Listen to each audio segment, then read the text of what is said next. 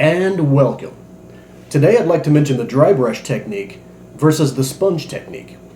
By now, most people know how to do this, especially people who are already into crafting or have been for some time. Each technique has its advantages and disadvantages.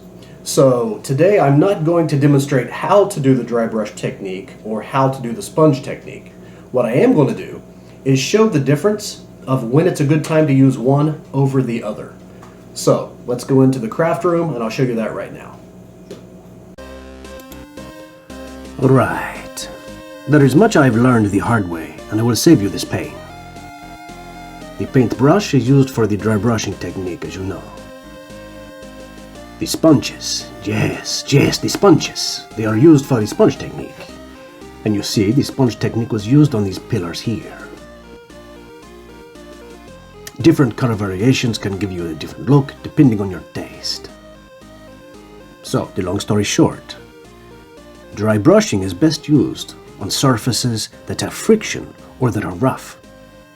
The sponge technique is best, yes, very best, on the smooth surface. Foam is rough, dry brushing is best. Plastic, as shown here, very shiny. It is best with the sponge technique. The rocks, made with foam, rough, much friction, made with the dry brush. As was this one here as well. So you see, it's really quite simple. And as a little added tip, you will notice that the pillars were made with wooden checkers.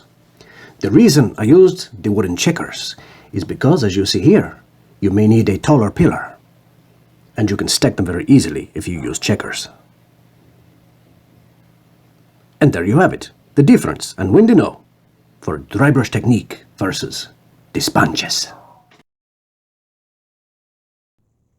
Well, I suppose that's all for now. Thanks for watching, and remember, keep your books off the table and keep reaching for the dice.